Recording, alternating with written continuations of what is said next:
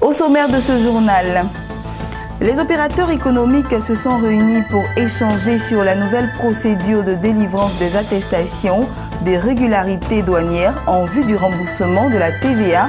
C'était lors des rendez-vous de la douane.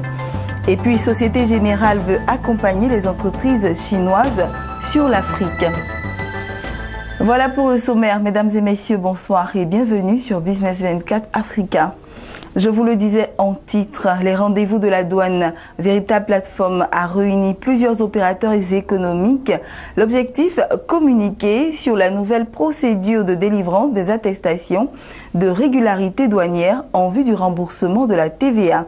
La rencontre a eu lieu à la Chambre de commerce et d'industrie de Côte d'Ivoire à Abidjan. C'était ce vendredi matin.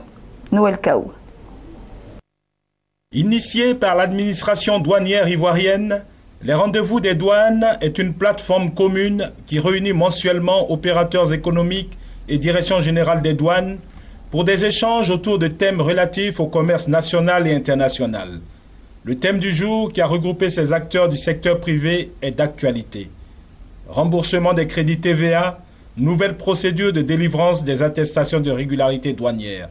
Depuis le 12 janvier dernier, l'administration des douanes a procédé à une réforme de la procédure au niveau de la délivrance des attestations de régularité douanière.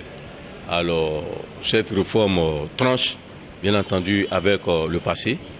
Et aujourd'hui, cette nouvelle procédure a l'avantage de concentrer les services de délivrance au niveau d'une seule structure, en l'occurrence la direction de la réglementation et du contentieux.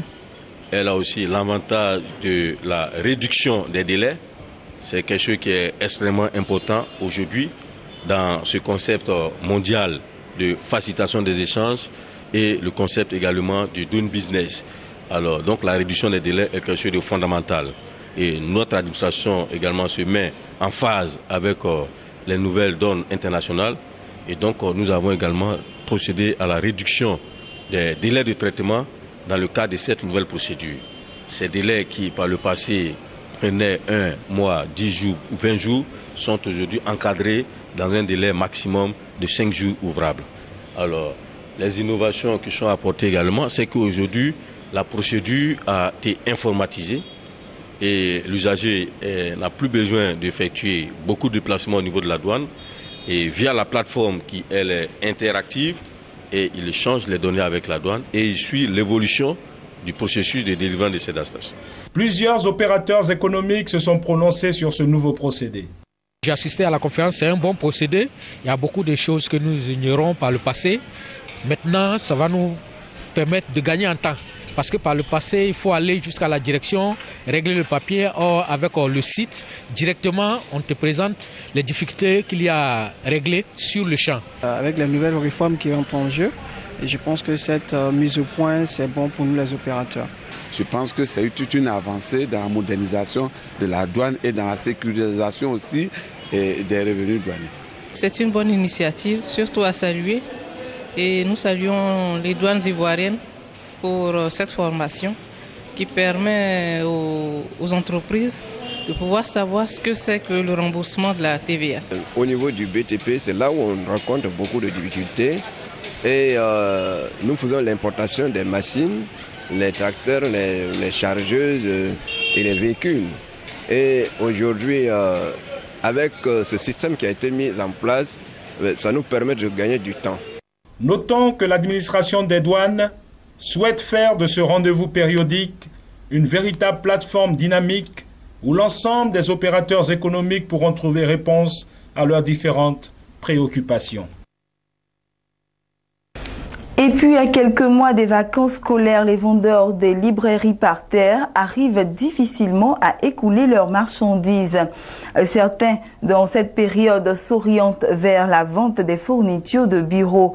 Amico Bor, notre reporter, a été dans la commune d'Adjamé, un quartier de la ville d'Abidjan, pour s'entretenir avec certains d'entre eux. Regardez.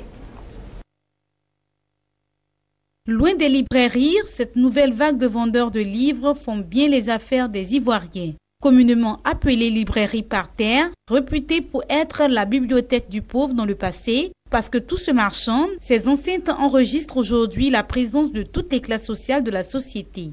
Spécialiste du livre d'occasion, c'est-à-dire de la seconde main qui vend moins cher que son équivalent neuf, multiplie ses chiffres de vente.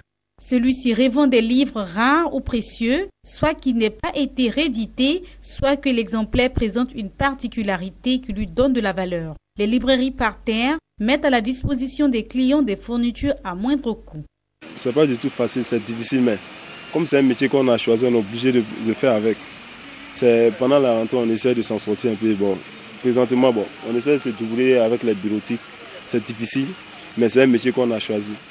À Djamé-Renol, dans l'une des communes de la capitale économique de la Côte d'Ivoire, les gérants des boutiques sont tous assis derrière leur comptoir. Pas d'affluence, surtout chez ces libraires où en cette période, il est difficile de vendre. L'année scolaire tirant à sa fin, vendre des fournitures scolaires devient de plus en plus difficile pour ces derniers. Pour pouvoir s'en sortir, en plus des fournitures scolaires, ils proposent des fournitures de bureau. C'est le livre déprimé, on vend beaucoup plus que les enfants gardent beaucoup de livres. C'est le livre déprimé, on vend beaucoup en l'air là. Mais là, on est basé sur les matériels des trucs, bureaux, les consommables là. Actuellement, c'est les bureaux, tout ça marche. Les librairies scolaires, là, pour le moment, le temps est passé, ça ne marche pas d'abord. La librairie par terre intéresse de plus en plus bon nombre d'Ivoiriens. Même si la vente devient de plus en plus difficile, ce commerce arrive à faire nourrir son homme.